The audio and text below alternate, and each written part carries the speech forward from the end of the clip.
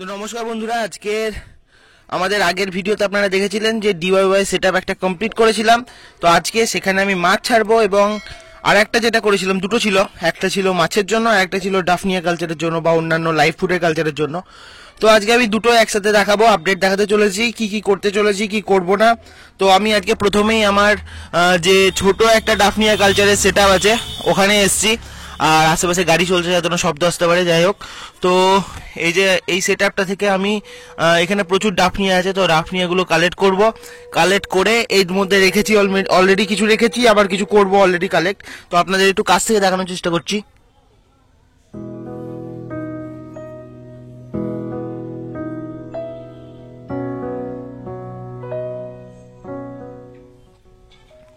তো আশা করছি আপনারা দেখতে পেয়েছেন। এবার আমি যেটা করব সেটা হচ্ছে যে আমার এই যে নেটটা দেখছেন, এইটা কাপড়ের নেট অবভিয়াসলি, কারণ আমি এইসব নেট ইউজ করি কারণ এতে মাছের আঘাত কম লাগে। তো আমি এটা ইউজ করে আমার এখান থেকে কিছু মাছ ধরবো, যে মাছগুলো নিচের যে সেটআপটা আছে ওখানে যাবে মাছের জন্য। তো ঠিক আছে, তো এবার মাছগুলো ধরা যাক, চলুন মাছগুলো ধরানো দেখাচ্ছি তারপর। তো এই হচ্ছে আমার সেটআপ। তো এখানে আছে মলি, অনলি মলির জন্য এটা সেটআপটা। এখানে গাপ্পি, প্ল্যাটি, যে কোনো লাইভ বেরারে রাখা যেতে পারে। তো মাছগুলোকে একটু খুঁজতে হবে, তারপরে এখান থেকে ধরতে হবে কিছু মাছকে। ধরাটা কঠিন এবং তার সাথে সাথে যেটা প্রবলেম হবে সেটা হচ্ছে যে গাছ প্রচুর আছে, খুব হাইলি ডেন্স করে আমার এখানে প্ল্যান্টেশন করা আছে, সেই জন্য মাছগুলোকে খোঁজা ধরা কঠিন। তাও আমি কিছুটা ধরার চেষ্টা করব এখান থেকে, এবং ধরবো, চেষ্টা নয় ধরতেই হবে, কারণ এখান থেকে আমাকে মাছগুলোকে ট্রান্সফার করতে হবে দু একটাকে। তো এই যে কয়েকজন ব্ল্যাক মলি বেরিয়েছে, এই যে দেখতে পাচ্ছেন আপনারা, জুম করি একটু, ঠিকঠাক করে ফোকাস করি, দেখাচ্ছি। তো আপনারা দেখতে পাচ্ছেন এখানে কিছু মাছ বেরিয়েছে, আর আমাকে এখানে মানে পুরো উল্টে পাল্টে মাছ ধরতে হবে, কিছু করার নেই, জায়গাটাকে পুরো ডিস্ট্রয় হয়ে যাবে। দেখতে পারেন এই যে দেখুন আশেপাশে শ্যাওলার পরিমাণটা দেখতে পাচ্ছেন, মানে এখানে একটা ন্যাচারাল এনভায়রনমেন্ট হয়েছে।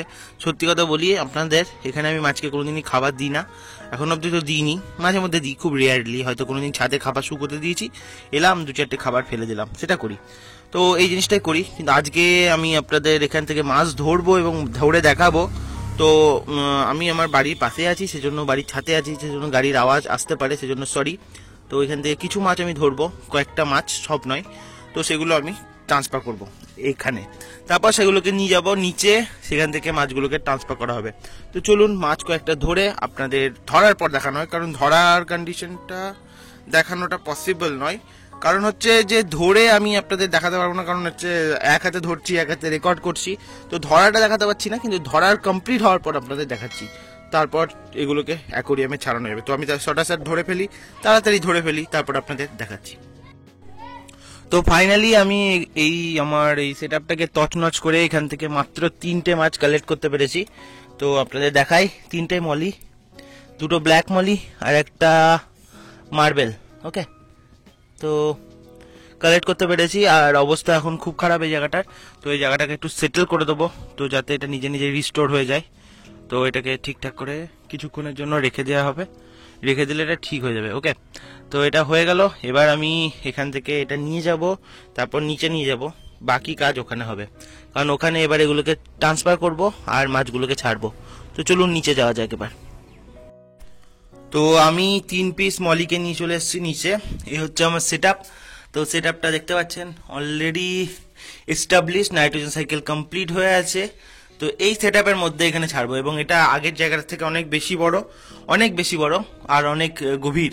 তো প্রথমে আমাকে যেটা করতে হবে, যেটা নিয়ম, সেটা হচ্ছে যে এই টেম্পারেচারটা অ্যাক্লিমেট করতে হবে, অর্থাৎ টেম্পারেচারটাকে অ্যাডজাস্ট করতে হবে। সেজন্য আমি যেহেতু বড় জায়গা, পুরোটাকে একসাথে ছেড়ে দিলাম এবং এটাকে রেখে দিলাম কিছুক্ষণের জন্য, তাতে এই দুটো টেম্পারেচার এক হয়ে যাবে, এবং মাছ দুটো যখন এখানে ট্রান্সফার করব মাছ 3টেকে, তখন তাদের কোনো প্রবলেম হবে না। এই দেখুন আপনারা দেখতে পাচ্ছেন মাছগুলো একটু বেঁকে বেঁকে যাচ্ছে, এটা টেম্পারেচারের ফ্ল্যাকচুয়েশনের জন্য হয়।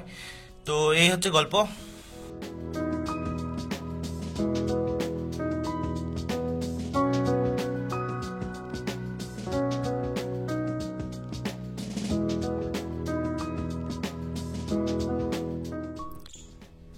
আধ ঘন্টার মতো আমি এখানে এটা রেখে দিলাম, এবার রাখা হয়ে গেছে। টেম্পারেচার দুটো একই, মোটামুটি প্রায় কাছাকাছি টেম্পারেচার চলে এসছে।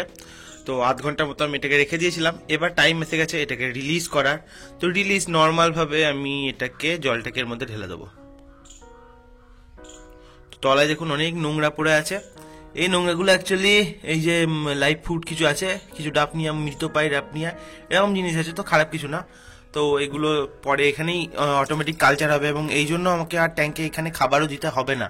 তো এই জিনিসটার ব্যবস্থা আমি করে দিলাম। তো এবার চলুন মাছগুলোকে দেখানো যাক, মাছগুলো কোথায় গেল।